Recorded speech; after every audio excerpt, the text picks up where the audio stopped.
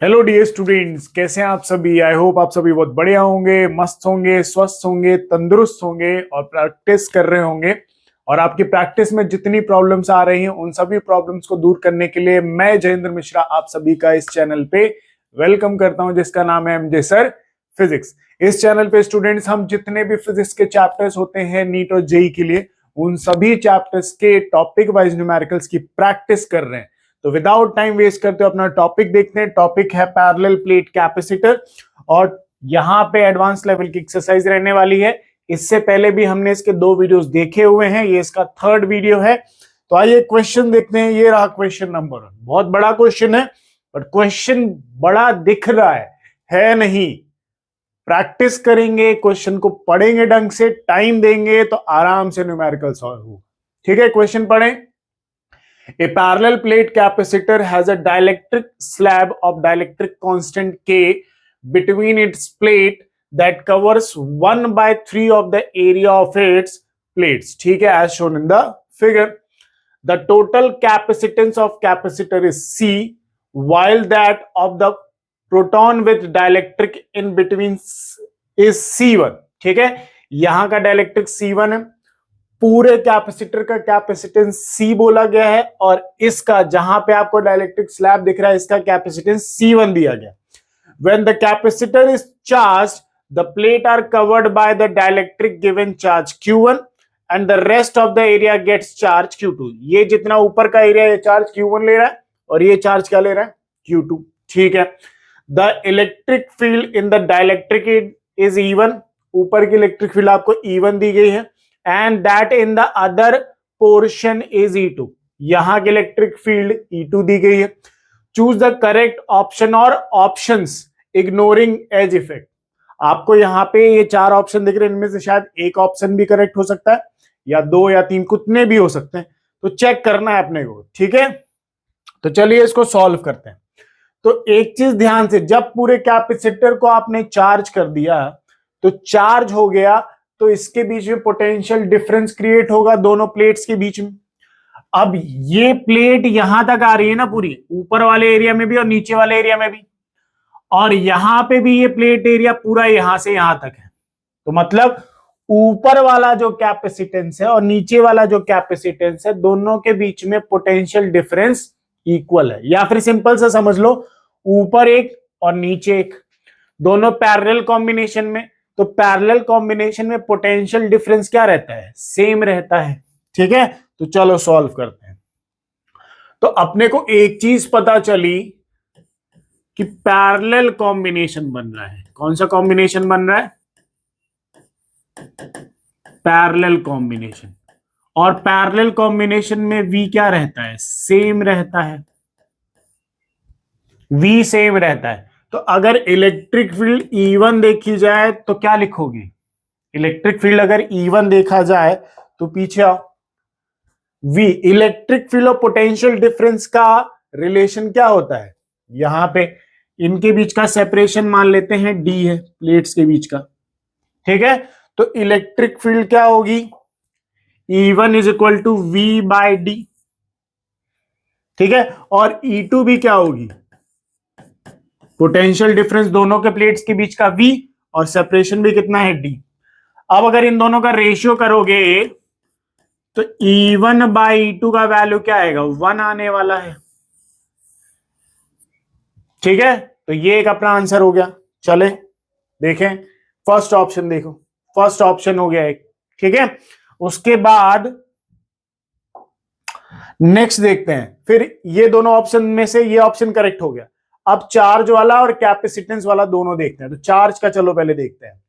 ठीक है, चार्ज देखेंगे तो चार्ज का फॉर्मूला क्या होता है स्टूडेंट, चार्ज का फॉर्मूला क्या होता है, Q is equal to CV। तो अगर यहां पे V को क्या बोल दिया हमने, कांस्टेंट, V दोनों का सेम है ना, तो कांस्टेंट ले लिया, तो Q is directly proportional to क्या हो गया, Q is directly proportional to C। तो मतलब Q1/Q2 इज इक्वल टू क्या हो जाएगा, C1/C2। ठीक है, चलो पहले C1 और C2 निकाल लें। तो C1 जब भी डाइलेक्ट्रिक प्लेट्स के बीच में कैपेसिटर आ जाए तो कैपेसिटेंस का फॉर्मूला क्या होता है, K A epsilon not by D, यही होता है। ठीक है, तो C1, चलो के का वैल्यू के ले लेते हैं, पीछे आ जाओ, इसका ले रहे हैं। ठीक है, डाइलेक्ट्रिक कांस्टेंट मान लिया हमने के, क्योंकि क्वेश्चन में के दिया हुआ है। ठीक है, एप्सिलॉन नॉट की जगह एप्सिलॉन नॉट, और एरिया कितना है यहां का 1/3, ये 1/3, तो कितना हो गया, कितना हो गया A/3, और दोनों प्लेट्स के बीच का सेपरेशन क्या है D, तो C1 क्या हो गया के एप्सिलॉन नॉट बाय 3D, ये C1 हो गया। इसी तरीके से सिमिलरली C2, C2 क्या होगा देखो, C2 यहां पे देखो, ये प्लेट है, प्लेट के बीच में एयर है, एरिया कितना है, एरिया अगर A/3 है, टोटल एरिया A है, तो A में से A-3 करोगे तो क्या आएगा 2A/3। ठीक है, तो 2A/3 epsilon not separation between plates D, तो C2 यहां से क्या आ गया student, C2 is equal to 2A epsilon not by 3D हो गया। दोनों आ गए, ये C1 और ये हो गया C2, दोनों वैल्यूज यहां रखो, तो वैल्यूज रखोगे तो देखो क्या आएगा, K epsilon not by 3D upon 2A epsilon not by 3D, तो A epsilon not by 3D से A epsilon not by 3D खत्म, तो C1/C2 सॉरी Q1/Q2 का वैल्यू कितना आ गया, K/2 ही तो बचा, K और 2 ही तो बचा, तो K/2 ये आ गया। तो मतलब अगर पीछे देखा जाए तो नहीं, ये रिजल्ट नहीं बन रहा, ये भी नहीं बना, ये दो नहीं बने। अब इन दोनों को चेक कर लेते हैं, किन दोनों को चेक करना है, C टोटल कैपेसिटेंस और C1 ऊपर वाले का कैपेसिटेंस, दोनों का रेशियो चाहिए। चलो, तो ये कहानी हो गई। अब देखो total capacitance C is equal to क्या होगा, पैरेलल कॉम्बिनेशन बनाया ना, तो पैरेलल में C1 प्लस क्या हो जाएगा C2, दोनों डायरेक्ट ऐड हो जाएंगे। C1 का वैल्यू है हमारे पास K epsilon not by 3D plus इसका C2 का value 2A epsilon not by 3D। ठीक है, अब ये क्या होगा, K+2 हो जाएगा, और कॉमन क्या निकल गया, A epsilon not by 3D common आ गया, ये C का वैल्यू हो गया। और अपने को रेशियो किसका चाहिए, C/C1 का, यही रेशियो चाहिए। देख लो पीछे, ये देखो C/C1 है। चलो चेक करें, तो C का वैल्यू रखो K+2 epsilon not by 3D upon C1 का वैल्यू कितना, ये रहा K epsilon not by 3D। ठीक है स्टूडेंट्स, तो A epsilon not by 3D से A epsilon not by 3D हो गया कैंसिल, तो C/C1 का वैल्यू कितना आ गया, K+2 डिवाइडेड बाय K, ये हो गया हमारा आंसर। चलो जरा चेक करें पीछे,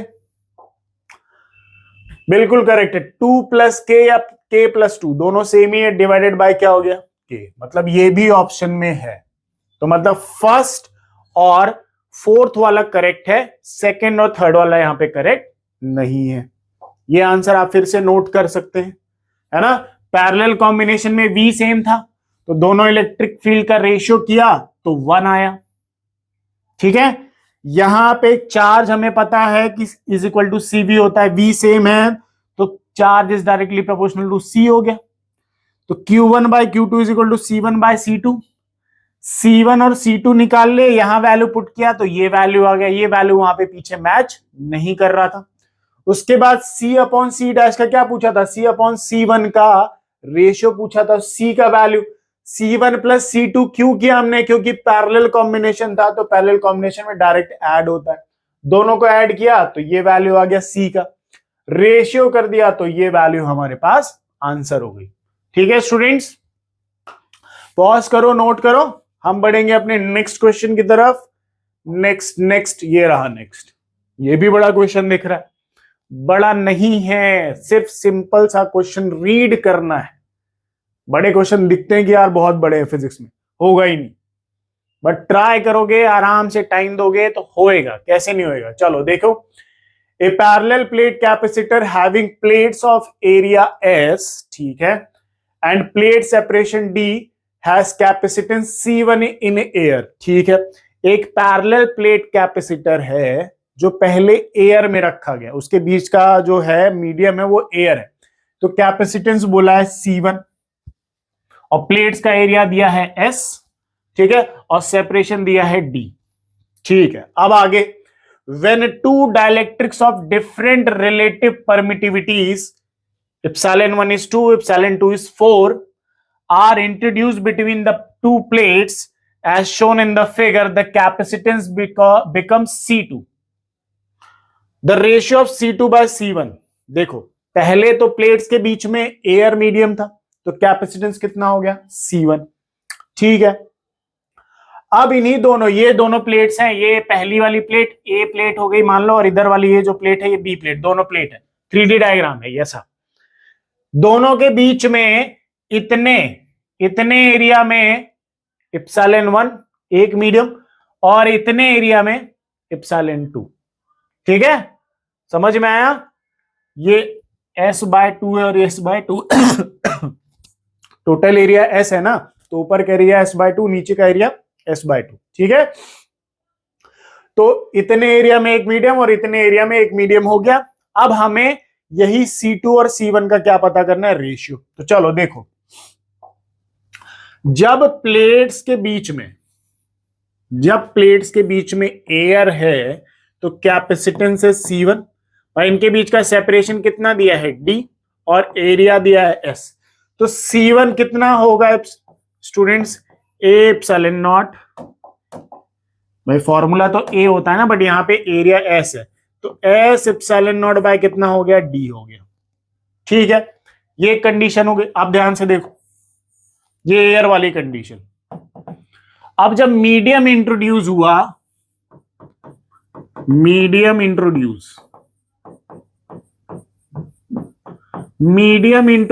हुआ तो कुछ ऐसा कैपेसिटर मान लो, ठीक है। अब ध्यान से देखना, ये एक था, ठीक है, इधर का एरिया S/2 और इधर का भी एरिया S/2 आधा, ठीक है। यहां पे परमिटिविटी epsilon2, और इधर क्या हुई, इधर से इधर ये यहां पे है epsilon1, ठीक है। अब देखो मैं क्या करता हूं, इसको सॉल्व करने के लिए ऊपर वाले पार्ट को अलग कर देता हूं, ठीक है। तो ये भी epsilon1 है, भाई परमिटिविटी तो सेम ही है ना इसके जैसी। अब देखो यहां पे कितने कैपेसिटर्स बन गए, इसको मान लेते हैं CA, इसको मान लेते हैं CB और इसको मान लेते हैं CD। इन तीनों का नेट कैपेसिटेंस, ये तो C1 है ना, इन तीनों का जो नेट कैपेसिटेंस आएगा वो रहेगा C2, वही निकालना है। फिर दोनों का क्या कर देना है, रेशियो। तो इन C2 निकालने के लिए पहले इन सबका अलग अलग वैल्यू निकालो। तो CA क्या फॉर्मूला लगाओगी, क्या फॉर्मूला, क्या भाई डाइलेक्ट्रिक कांस्टेंट इंट्रोड्यूस है, तो क्या फॉर्मूला होता है, K epsilon नॉट A/D, यही होता है। चलो तो CA निकालते हैं पहले।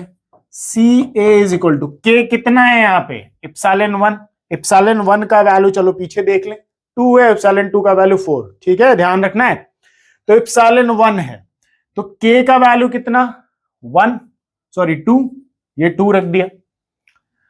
epsilon नॉट रहने दो, ठीक है। A की जगह क्या रखोगे, S/2, भाई एरिया तो आधा ही है ना, S/2 ये रहा, अपॉन सेपरेशन भी कितना, ये पूरा D है तो ये कितना होगा, D/2, ये भी कितना होगा, D/2, ठीक है। तो ये भी कितना हो गया, D/2। तो जब इसको सॉल्व किया तो देखो 2 से ये 2 कैंसिल हो गया, तो 2 इप्सिलॉन नॉट एस बाय क्या आया डी, और epsilon not S by D को क्या लिख सकते हैं C1, तो ये सी ए किसके इक्वल आया 2C1 के इक्वल आ गया, ये हो गया, सी ए निकाल लिया। सी बी निकालते हैं, तो सी बी चलो निकालते हैं, सी बी फॉर्मूला वही K epsilon not A by D, ये फॉर्मूला होता है। चलो यहां पे एप्सिलॉन टू एस की परमिटिविटी कितनी दी थी 4, तो 4 एप्सिलॉन नॉट एरिया कितना एस बाय 2, और सेपरेशन बिटवीन प्लेट्स कितना बचा है डी बाय 2, तो ये डी बाय 2 हो गया। 2 से 2 कैंसिल, तो ये कितना आया 4 epsilon not S by D, ठीक है, और epsilon not S by D को क्या लिखोगे C1, तो ये अपना CB, एक मिनट, CB किसके इक्वल आ गया 4C1 के इक्वल, किसके इक्वल 4C1 के इक्वल आ गया।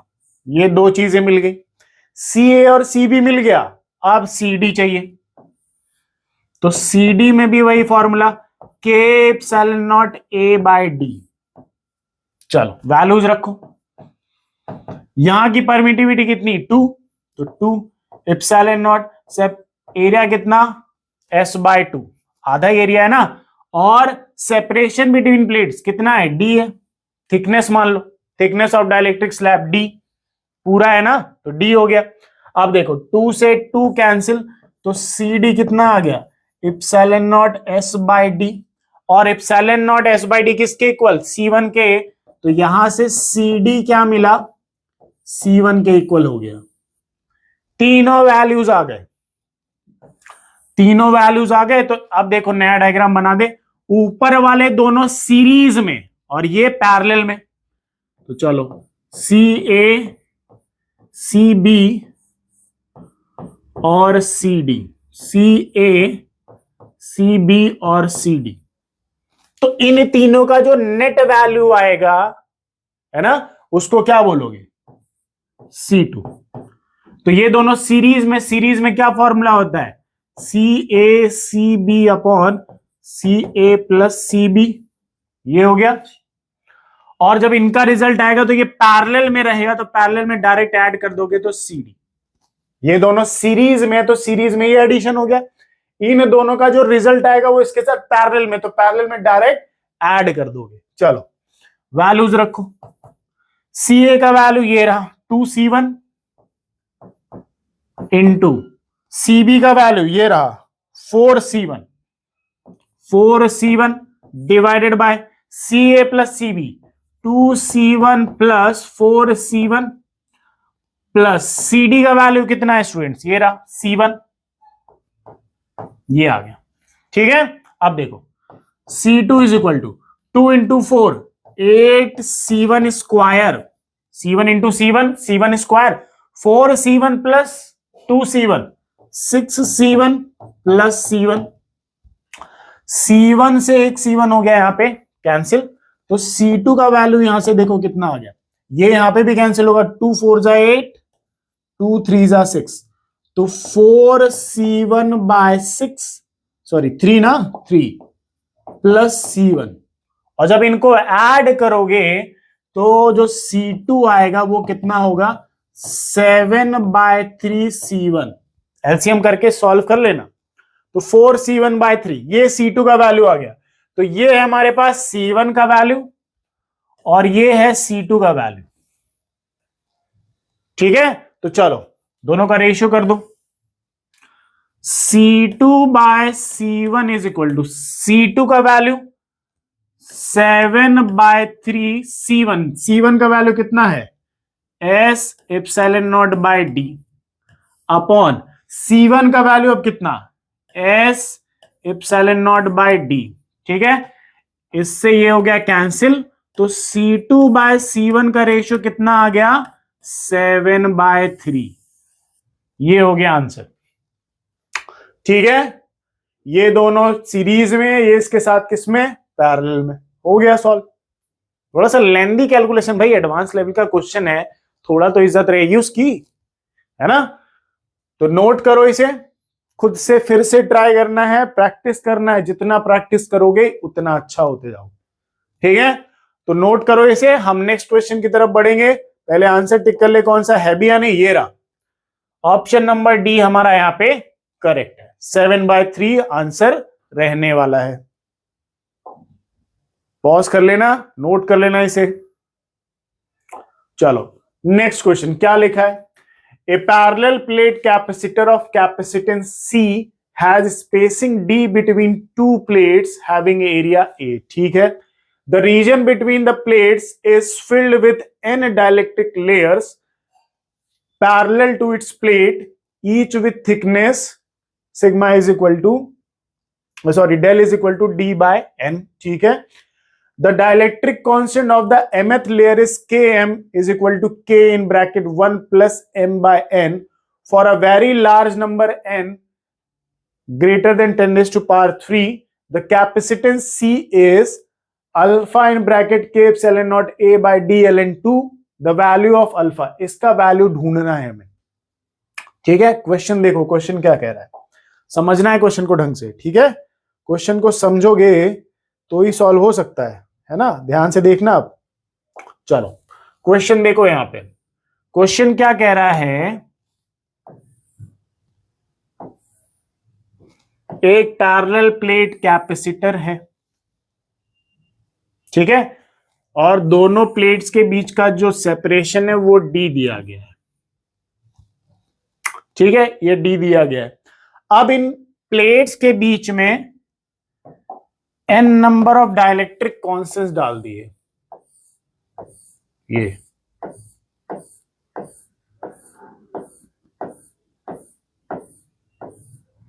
ठीक है, ऐसे डाल दिए यहां पे, और सभी की थिकनेस बोली है कि सभी की थिकनेस क्या है, ये देखो D बाय n है। भाई n नंबर्स है ना, तो टोटल डिस्टेंस, भाई सबकी पर्टिकुलर एक एक थिकनेस निकालनी है ना, अपनी अपनी एक एक थिकनेस इनकी। तो टोटल नंबर में से, टोटल डिस्टेंस में से, पहले total distance divided by total number, जितने नंबर्स होते n नंबर्स दे रखे हैं, तो ये हो गई thickness, thickness of each dielectric हो गई। ये हमें गिवन है, गिवन। ठीक है, अब क्वेश्चन में क्या बोला है, पीछे चलो देखो जरा। The region between the plates is filled with n dielectric layers parallel to its plates, each with the thickness D by n। The dielectric constant of mth layer is mth layer। चलो mth layer बोला है ना, तो देखो जरा mth layer को मान लेते हैं कि यहां से ये वाले x डिस्टेंस पे मानते हैं कि ये है mth लेयर, mth। ठीक है, x डिस्टेंस पे हमने mth लेयर मान ली, तो the thickness of mth layer at distance x, at distance x is equal to क्या होगा, by total distance upon mth।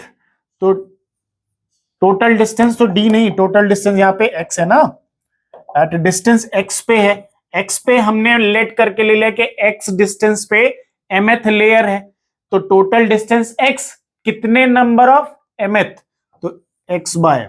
ठीक है, तो ये और ये थिकनेस दोनों बराबर रहेंगी ना भाई, ये तो हमने x डिस्टेंस पे पता कर लिया, और ये पहले से ही दिया है कि D बाय n सबकी है, तो D by n is equal to x by m, ये हो गया।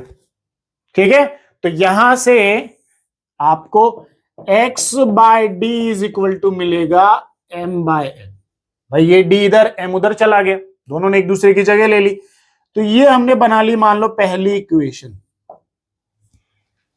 ठीक है, ये टोटल डिस्टेंस में आपको थिकनेस बोली गई थी, सबकी थिकनेस, और हमने मान लिया कि एक, भाई क्वेश्चन में क्या बोला है कि parallel to its plates each thickness, ये mth layer is, mth layer पर कोई डिस्टेंस नहीं बोला था, तो हमने एक x डिस्टेंस मान लिया लेट करके कि x डिस्टेंस पे mth लेयर है तो उसकी थिकनेस क्या होगी, total distance upon number of layers.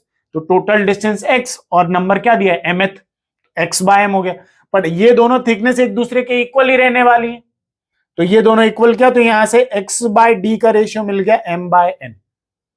ठीक है, ये चीज समझ में आई। चलो अब आगे देखो, ध्यान से समझना है, कोई जल्दीबाजी नहीं करनी है, सब आराम से सॉल्व हो। अब देखो जरा क्वेश्चन आओ फिर से। The dielectric constant of mth layer is k by m। Dielectric constant दिया गया for a very large number n, the capacitance c is, ये दिया गया है, आपको अल्फा का वैल्यू पता करना है। चलो तो अब पूरे का कैपेसिटेंस पता करना है, तो जब भी ऐसा कुछ, हमेशा फिजिक्स में ये होता है कि छोटा वाले को ले लो, उसको इंटीग्रेट कर दो। तो चलो अब यहां पे देखो, ध्यान से देखना, अगर छोटी लेयर है तो इसका कैपेसिटेंस हम मान लेते हैं डीसी। ठीक है, छोटा है तो क्या मान लिया डीसी। अब देखो भाई, फॉर्मूला क्या होता है, ए एप्सिलॉन नॉट बाय, इसका छोटा सा है तो इसका थिकनेस क्या होगा डीएक्स, थिकनेस डीएक्स ले ली, अपॉन के, तो के कितना दिया है, के एम दिया गया, ये दिया हुआ है भाई। इसका डाइलेक्ट्रिक कांस्टेंट कितना दिया है, ये रहा के एम, तो ये ले लिया। अब देखो अगर मैं इसको 1 बाय डी सी लिखूं तो इज इक्वल टू क्या होगा, 1 by epsilon not D x by क्या होगा, के एम होगा। ठीक है, यही होगा, देख लो, चेक कर लो, ये a by epsilon not D x था। ठीक है, तो a by epsilon 1 by epsilon not D x by k m हो गया। ठीक है, अब देखो आगे ध्यान से देखना, अब अगर इसको देखा जाए तो के एम का वैल्यू पहले क्या है, के एम का वैल्यू पुट करो तो 1 प्लस एम बाय एन है।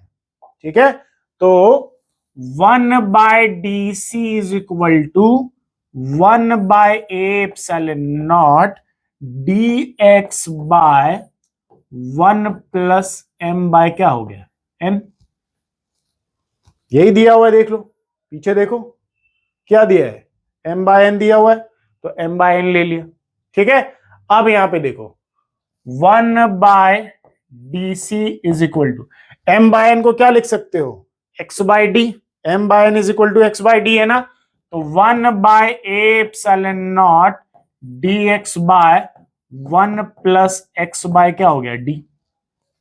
ठीक है, इसको एलसीएम ले लो नीचे, तो 1 by D C is equal to 1 by epsilon not D x by D plus X upon D, ये डी ऊपर पहुंचा दो।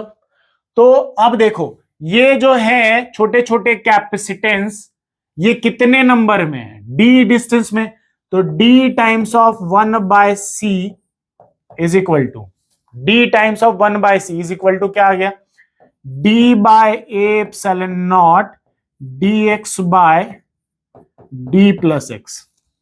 ठीक है, डी टाइम्स, तो अब 1 by C is equal to D by epsilon not, ये हो गया।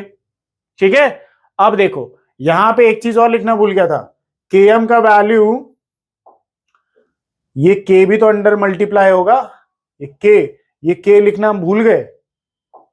ठीक है, एक मिनट, तो यहां पे के भी आएगा ना, ये रहा के, तो ये के भी लिखो भैया, के कैसे छोड़ दिया, तो ये के लिख दिया।